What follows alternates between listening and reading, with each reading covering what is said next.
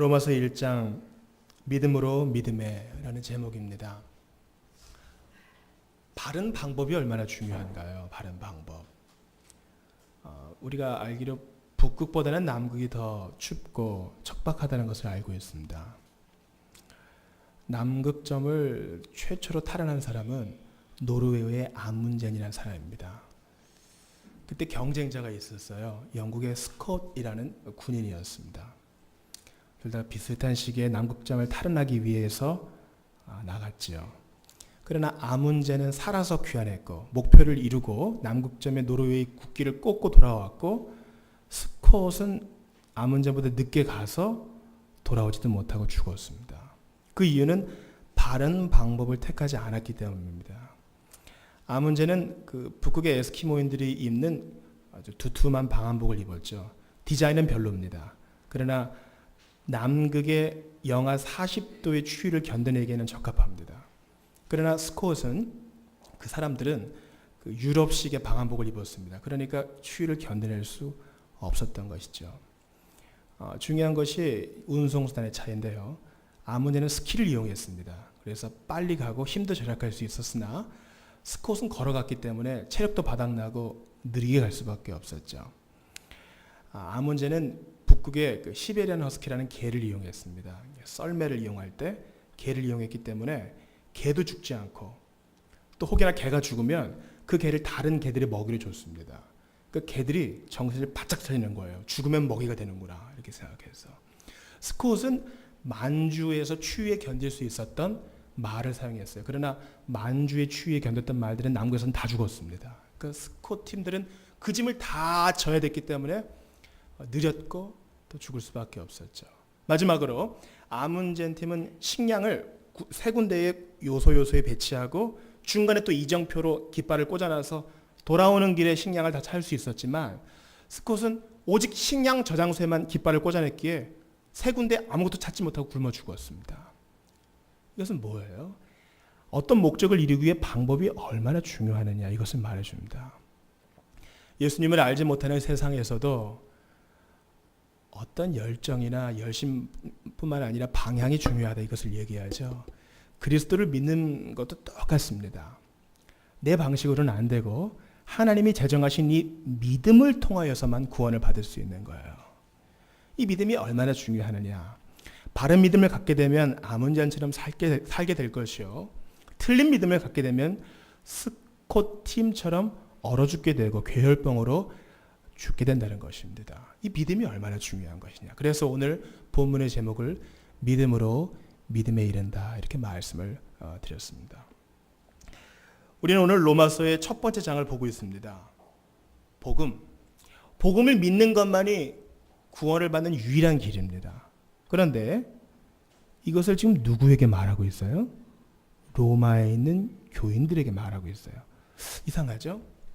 우리가 상식으로 알기에 복음은 예수를 모르는 자이거나 초신자가 들어야 될 말씀 같은데, 로마 교인들에게 지금 이 이야기를 하고 있어요. 복음을 믿음으로 용서받고 의롭게 된다. 복음에는 하나님의 의가 나타나서 믿음으로 믿음에 이르게 된다. 예수를 믿는 것은 이렇게 좋은 일이다. 이거는 전도할 때 쓸 말 같은데 로마 교인들에게 하고 있어요. 이것은 우리에게 시사하는 바가 아주 큽니다. 우리 같은 사람들에게 지금 이 이야기가 통용되는 거예요. 믿음은 지금 당장 우리에게 필요합니다.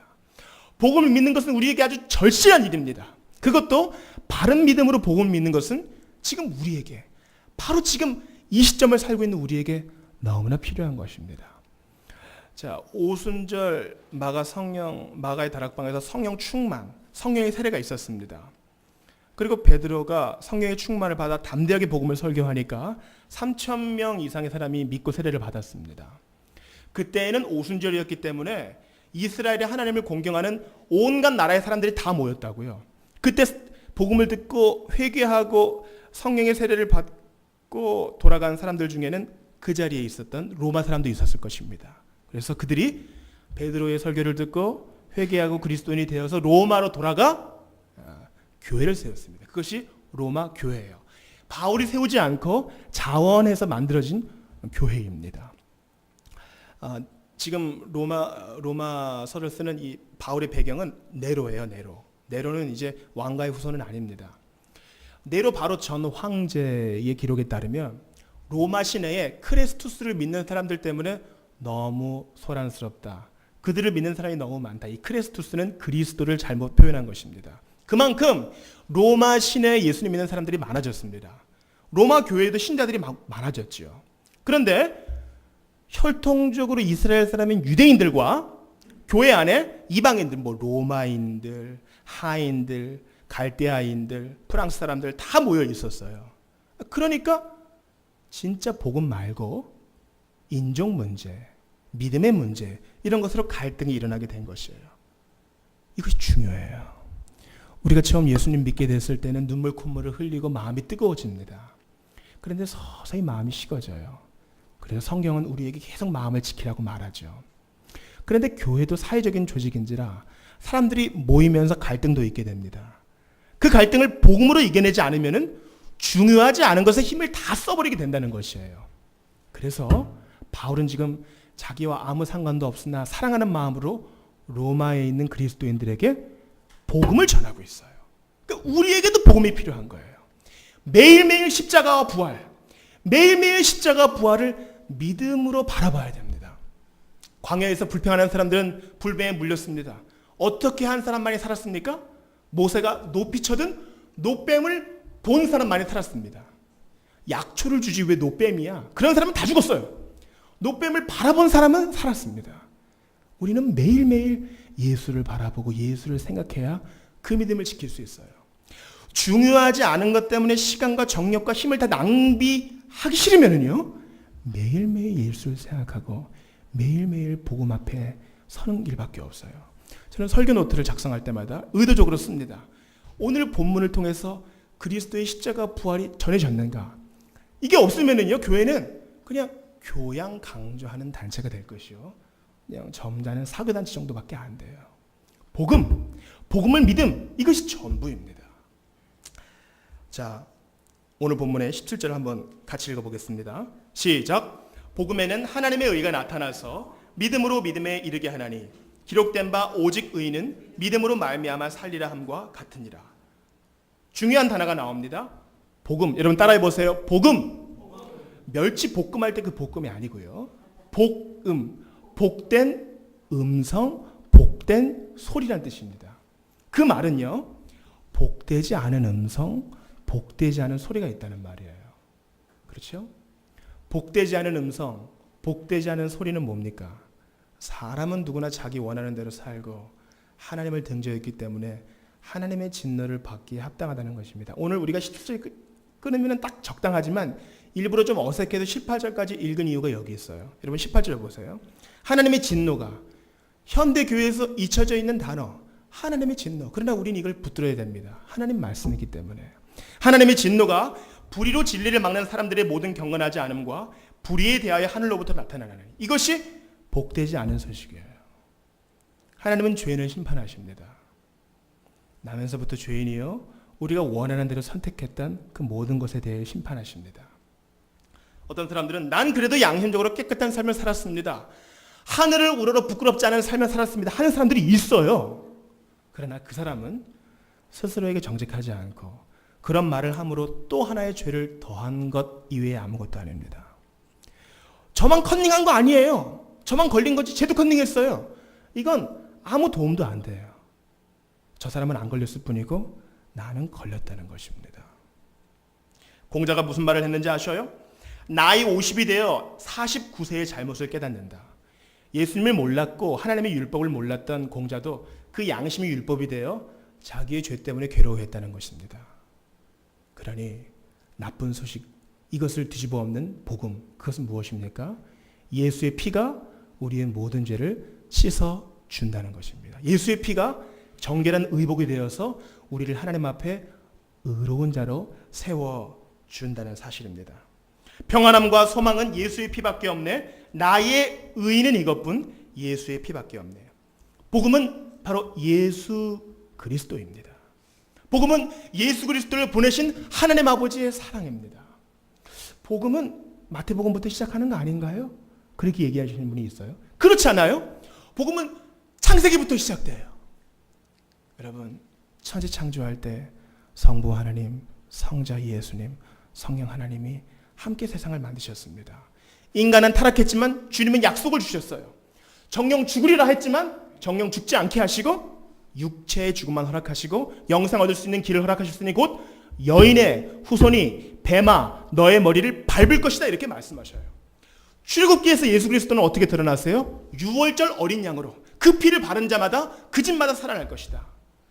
레위기에서는 어떻게 말씀하셔요? 제사장 앞에 나온 죄 없는 순결한 어린 양으로 주님 나타나셔요. 민수기에서는 어떻게 나타나셔요? 광야길을 인도하는 이제 구속함을 받은 이스라엘 백성들의 광야길을 인도하는 구름 기둥과 불 기둥으로 자신을 드러내셔요. 신명기에서는 어떻게 말씀하셔요? 말씀 되신 그리스도를 말씀하셔요. 사사기에서는 그분은 사사로 온전한 사사로 자신을 드러내시며 열왕기에서는 온전한 왕으로 자신을 드러내셔요. 선지자가 얘기했던 궁극적인 메시아는 바로 예수 그리스도를 말하는 것입니다. 이제 때가 되어서 처녀의 몸에서 우리와 같은 인간의 몸을 입어 태어나셨으니 그가 하나님의 아들 예수 그리스도이십니다. 정상적인 남자와의 관계에서 태어났으면 우리와 같은 죄인일 것이나 그분은 성령으로 잉태하여 처녀의 몸을 빌어 태어나셨습니다. 그러니까 인간으로서 모든 죄와 형벌을 다 받기 위해서 인간의 몸을 입으신 거예요. 우리 대신. 이것이 복음입니다. 그런데 우리가 놓치는 부분이 있어요. 바로 복음에는 무엇이 나타났다 그랬습니까? 하나님의 의가 나타났다 그래요. 의는 옳을 의, 옳다, 죄 없다, 깨끗하다 이런 뜻입니다. 여러분 오늘 주보 5면을 보셔요. 5면을 보시면 극심한 변비 환자예요. 극심한 두통 환자인 마틴 루터의 회심에 대한 글이 나와 있습니다. 루터가 어디서 회심했는지 아세요? 루터는 변소에서 회심했어요. 그 발견된 변소의 벽에 비텐베르크 성에 붙였던 95개조 반박문이 그대로 적혀 있습니다. 그가 어떻게 회심했는지 제가 읽을 테니 눈으로 보셔요. 바울의 로마서를 이해하려고 몹시 애쓰는 나에게 가장 큰 장애물은 하나님의 의였다. 지금 신학 박사 루터가 말하는 겁니다. 그것은 내가 이 의라는 말을 하나님께서는 의로운 분이요 따라서 불의한 사람들을 공정하게 처벌하신다는 뜻으로 받아들이고 있었기 때문이다. 여기까지 옳아요. 그때 나의 상황으로 말하면 수도사로서는 털끝 많지도 흠잡을 데가 없었지만 하나님 앞에서는 여전히 마음이 괴로운 죄인이었기에 도무지 나의 공로를 가지고는 그분을 누그러뜨릴 자신이 없었다. 이때 수도사는 다 탁발 수도사입니다. 먹을 것을 다 구걸하고 자기 몸을 때리면서 참회하고 고해성사를 하기 위해 주임 신부님을 찾으면 신부님이 너 좀 그만하라 루터야. 그 정도면 됐지 않았니? 이렇게 돌려보내는 양심이 예민한 젊은이였어요. 그러므로 나는 공정하고 성난 하나님을 사랑하지 않았으며 오히려 증오하고 그분에게 투덜댔다. 그렇습니다. 예수 없으면 하나님은 잔혹한 폭군입니다.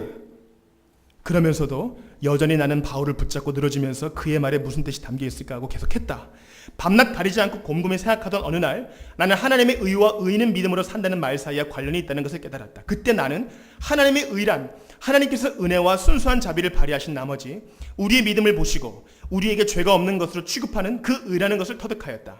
그 순간 나는 새로 태어나서 활짝 열린 문을 통해 낙원에 이른 기분이었다. 성경 전체가 새로운 의미를 지녔으며 전에는 하나님의 정의 때문에 내 속은 증오로 가득 차 있었지만 이제는 그것이 이루 말할 수 없이 소중하게 되었으며 더 큰 사랑을 불러일으켰다. 바울 서신은 이 대목이 나에게 있어서 하늘로 통하는 하나의 문이었다. 그렇습니다. 제가 예전에 이 강단에서 그리스도의 적극적 순종과 소극적 순종에 대해 말씀을 드렸어요. 소극적 순종은 무엇입니까? 그리스도께서 죄인인 나를 위하여 대신 십자가에서 그 형벌을 받으심으로 죄사함을 이루어 주셨다는 거예요. 아니 목사님, 예수님이 고생하시고 죽음을 당하시고 십자가형을 받으신 건 대단한 일인데 그게 왜 소극적이라 그래요? 아니에요. 죄사함만으로는 부족해요. 그리스도의 적극적 순종이 있어요. 바로 예수님께서 율법을 온전히 지키신 거예요. 패션 오브 크라이스트에서는 다 나오지 못하는 거예요. 단지 십자가뿐만이 아니에요. 그분이 나면서 돌아가실 때까지, 승천하실 때까지 그분이 인간의 몸을 입고 하신 모든 것은 율법의 의를 충족시키신 거예요. 우리가 그 예수를 믿을 때 하나님께서는 그 예수의 의를 우리의 것으로 여겨주셔서 우리를 볼 때 예수님처럼 죄를 한 번도 안 지은 죄로 봐주시고 우리를 볼 때 예수님처럼 온전하게 봐주시고 그렇다는 것입니다. 여러분 마이너스 통장 있어 보셨어요? 마이너스 통장은 사람의 영혼을 갉아먹습니다. 저도 그걸 알아요. 그런데요, 우리의 영혼의 죄짐 때문에 마이너스 통장에 갚지 못할 부채가 있어요. 그런데 그리스도의 의를 믿고 예수님을 믿으니까 그리스도의 의가 우리의 계좌에 이체되어서 마이너스를 갚고도 상환하고도 넘칠 만한 의로 우리에게 주어졌다는 것입니다. 이것을 전가라 그래요. 따라해 보세요. 전가. 그리스도의 의가 우리에게 전가된 거예요. 이것이 바로 오늘 본문 10절이 말하는 것입니다. 다시 한번 읽어볼게요. 시작. 복음에는 하나님의 의가 나타나서 믿음으로 믿음에 이르게 하나니 기록된 바 오직 의인은 믿음으로 말미암아 살리라 함과 같으니라. 이것이 얼마나 중요했는지 하박국에서도 말씀하고 있어요. 오늘 본문 주보 6면의 하단을 보세요. 하박국 2장 4절 같이 읽어보겠습니다. 시작. 보라, 그의 마음은 교만하여 그 속에서 정직하지 못하나 의인은 그의 믿음으로 말미암아 살리라. 이 자리에 아직까지 예수가 나를 위해 죽었고 예수 믿으면 그 의를 나의 것으로 여겨준다는 것을 믿지 못하시는 분이 있습니까? 믿으십시오. 믿으면 살 것입니다. 믿으십시오. 믿으면 용서를 받을 것입니다. 믿으십시오. 그러면 하나님께서 우리를 죄를 한 번도 안 지은 자처럼 봐주셔서 너는 무죄다, 천국에 들이시고 영생으로 인도하실 것입니다. 그러니 믿으십시오. 믿음으로 믿음에 이르게 됩니다. 저는 이 시간 두 번째 대지를 말씀드립니다. 누구든지 예수를 믿는 자는 예수를 믿음으로 용서받고 의롭다함을 받는다. 이것이 첫 번째 대지였습니다. 두 번째는 이미 예수를 믿은 사람에게도 이 믿음이 필요하다는 것입니다. 믿음으로 믿음에 이르게 된다. 이것이 뭘까요? 저는 이 믿음을 발휘한 사람을 여러분께 알려드리고 싶습니다. 우리나라의 최초로 한번 들렀다 간 개신교 선교사는 언더우드가 아니라 순조 32년 1832년에 우리나라 고대도에 잠깐 들렀던 독일인 유대인 배경을 가지고 있는 독일인 선교사 귀칠라프라고 합니다. 그가 17일간 고대도에 있다가 바로 오늘 8월 10일에 떠났어요. 이 사람이 아주 중요한 일을 했어요. 그 당시 우리나라에 감자가 없었거든요. 그래서 감자 씨를 주고 감자 기름법을 알려줘가지고, 감자가 구황작물이잖아요. 보릿고개를 넘기는데 아주 중요한 역할을 해줬어요. 또 이분은 우리나라에서 최초로 주기도문을 한글로 번역해서 우리나라에 줍니다. 그래서 이제 우리나라 왕에게 편지를 보내요. 예수 믿는 도를 전하러 왔습니다. 이제 한양에서 편지가 옵니다. 우리는 그것을 원치 않으니 당장 떠나시오. 어쩔 수 없는 마음으로 8월 11일에 떠나면서 귀슐라프가 이런 일기를 썼어요. 믿음으로 보세요. 영원하신 하나님이 위대하신 섭리 속에서 저들에게 자애로운 은총이 내릴 것이다. 우리는 이것을 내다보았기 때문에 영광스러운 복음을 전파하기 위해 우리가 할 수 있는 모든 수단을 동원하여 저들에게 접근하였다. 한국의 국왕이 처음에는 성경을 거절하였으나 지금은 성경을 소유하고 있다고 말하여진다. 그가 그것을 읽었는지에 관해 내가 말할 수는 없다. 그러나 강경 인근의 모든 관리들과 많은 사람들은 성경을 받았다. 성경은 우리에게 하나님께서는 이러한 희미한 시작들에도 복을 내려주신다는 사실을 믿을 것을 가르쳐준다. 조선에 더 좋은 날이 속히 밝아오기를 희망하자. 1832년에 믿음으로 쓴 이 일기가 응답됐습니까? 안 됐습니까? 응답됐어요. 김포공항에 내리시면서, 인천공항에 내리시면서 밤에 수많은 대원사를 보십시오. 그 십자가를 보십시오. 그것이 때로는 욕을 먹을 때도 있지만 표면적으로는 이 땅의 복음이 전파되었다는 사실을 보여주고 있습니다. 한 사람의 믿음의 일기는 이렇게 일어난 거예요. 사랑하는 여러분, 믿음은 처음 예수 만날 때뿐만 아니라 우리의 일생을 거쳐 필요합니다. 숨을 거둘 때까지만 믿음이 필요합니다. 숨을 거두고 나면요, 더 이상 믿음이 필요하지 않은 거 아세요? 우리가 이 땅에서 마지막 호흡을 내쉬고 나면 천사가 우리를 들어 하나님 품으로 인도할 것입니다. 그 나라에서는 믿음도 필요 없고 소망도 필요 없고 뭐만 있어요? 사랑만 있는 거예요. 그러니 믿음은 이 땅에서만 필요합니다. 이 땅에서 마지막 호흡을 내쉴 때까지 그리스도를 믿는 믿음. 그분이 날 위해 무엇을 하셨나? 그분이 내게 어떤 존재인가? 나를 어떻게 의롭다 하셨나? 나를 어떻게 용서하셨나? 그것을 매일매일 생각하셔야 돼요. 이 믿음이 없으면 우리는 죽습니다. 이 믿음이 없으면 불신자와 다를 바가 아무것도 없는 것입니다. 사랑하는 여러분, 오늘은 의미 있는 날입니다. 바로 한국인보다 한국을 더 사랑했던 헐버트가 양화진에 장사된 날이죠. 이분도 조선의 믿음으로 새로워질 것을 믿었던 사람이었습니다. 우리가 잘 모르지만 우리나라 최초의 한글 교과서를 지어준 사람, 우리나라 사람 아니에요. 헐버트란 사람이에요. 아리랑 아리랑, 우리나라 이 귀한 민요를 처음으로 오선지에 기록해준 사람, 헐버트란 사람이에요. 독립신문을 만들어 주었고, 우리나라가 일본에게 먹혀 들어가자 루즈벨트 대통령에게 면담을 수없이 요청했다가 거절당한 사람, 조선을 사랑했던 헐버트란 사람입니다. 1907년에 우리나라의 국권이 빼앗기자 네덜란드에 기꺼이 고종의 친서를 전달하러 갔던 사람, 그 사람이 믿음으로 의롭다함을 받음을 믿었던 헐버트란 사람입니다. 그가 86세의 노구를 이끌고 미국에서 이제 배를 타고 우리나라에 오려고 했어요. 이승만 대통령의 초청을 받아서. 가면 분명히 몸이 못 견뎌서 죽을 걸 압니다. 기자가 묻습니다. 왜 그 가난한 나라에 가려 그럽니까? 나는 웨스트민스터 성당보다도 한국 땅에 묻히기를 원하노라. 그의 믿음대로 되었습니다. 주권을 빼앗긴 조선은 지금 이런 상태가 되었어요. 종교의 자유가 있고 교회가 들어섰으며 경제가 발전한 나라가 되었습니다. 이것이 바로 믿음으로 된 것입니다. 믿음으로. 사랑하는 여러분, 여러분은 어떤 믿음으로 사십니까? 어떤 믿음으로 사세요? 오늘도 예수가 나를 붙들어 줄 것이라는 그 믿음이 있습니까?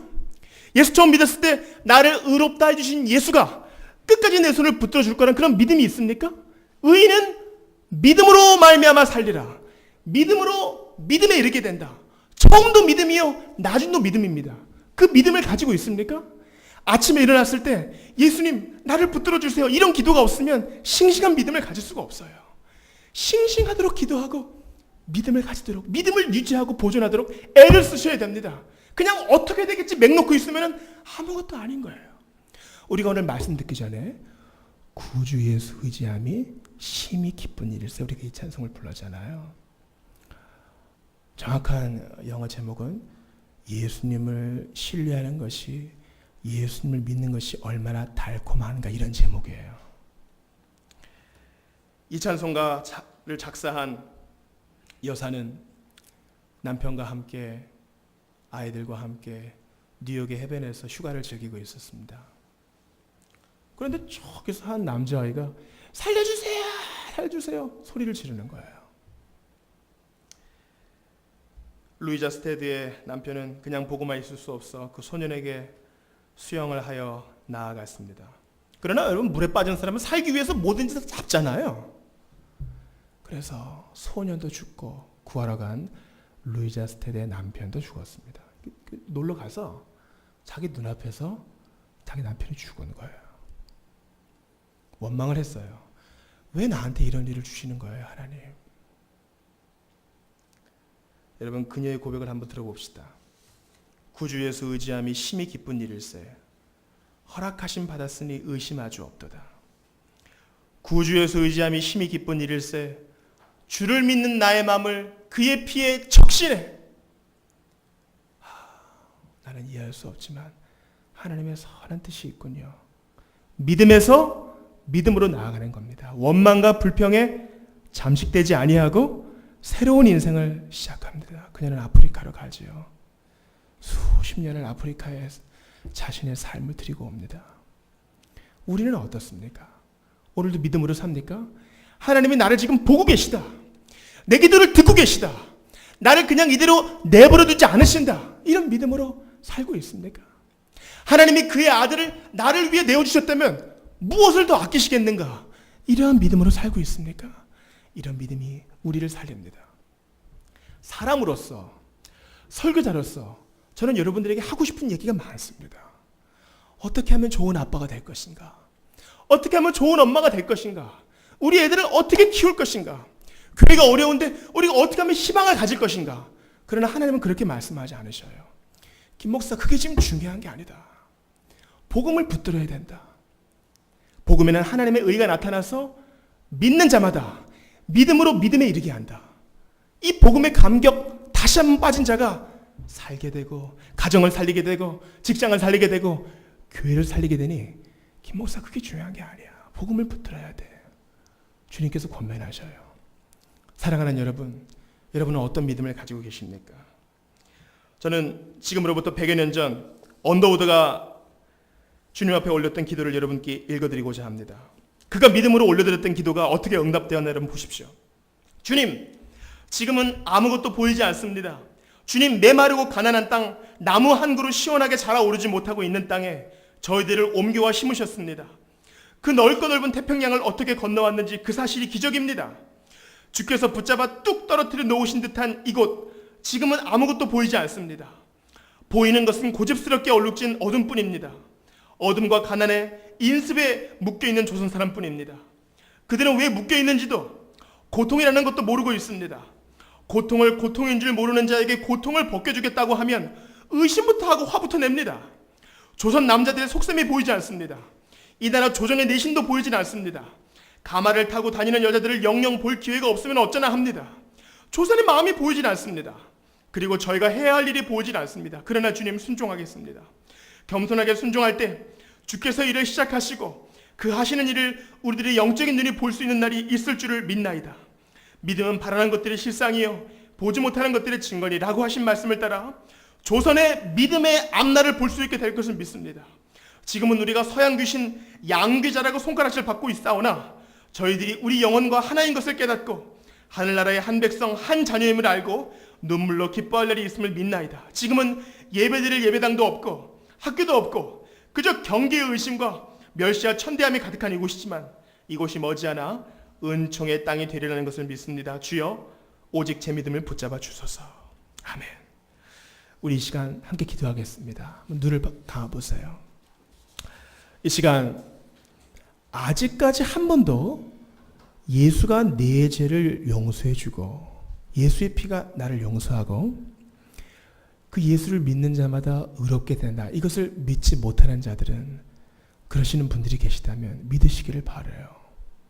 또 하나, 예전에는 강력하게 믿었으나 지금은 예수님을 매일매일 의지하는 믿음 약해지신 분이 있다면 믿음으로 믿음에 이른다. 이 말씀으로 도전을 드리고 싶습니다. 여러분 믿음으로 꿈을 꾸셔요. 하나님이 반드시 역전시켜 주실 것이다. 꿈을 꾸셔요. 거룩한 상상력을 발휘하셔요. 믿음으로 우리 자녀들은 잘 될 것이고 우리는 반드시 이겨낼 힘을 공급받게 될 것이고 믿음으로 우리는 건강하게 될 것이며 믿음으로 우리 자녀들과 우리 가족들은 믿음의 가정을 이루게 될 것이고 믿음으로 이 어려움을 이겨내게 될 것이고 하나님이 물질적 어려움을 타개할 통로를 열어줄 것이며 믿음으로 우리가 주의 얼굴을 보게 될 날이 속히 오게 될 것이라는 것을 발휘하셔요. 거룩한 상상력으로 꿈을 꾸셔요. 하나님께서 믿음대로 되게 하실 줄 믿습니다. 믿음은 주님의 옷자락을 붙드는 것입니다. 그저 믿노라 말만 하고 아무것도 안 하면 아무 일도 일어나지 않아요. 주님의 등 뒤로 가서 그 옷자락을 붙드는 12해 동안 혈루증으로 고생받았던 그 여인을 기억하십니까? 예수님을 붙잡으셔야 돼요. 매일매일 의식적으로 생각하고 기도하고 말씀을 피셔야 돼요. 손 놓고 아무 일도 하지 않으시면 안 됩니다. 믿으셔야 돼요. 예수 믿는 것은 받은 증거 많도다. 그러니 더욱더 기도하고 의지할 것밖에 없어요. 하나님 나의 믿음을 붙들어 주시옵소서. 믿음으로 꿈을 꿀 수 있도록 도와주시옵소서. 아직까지 우리 가운데 예수를 믿지 못하는 자가 있다면 그들에게 그 믿음을 주시옵소서. 한번 간절히 주여 은혜를 주옵소서 부르짖고 기도합니다. 주여 은혜를 주옵소서.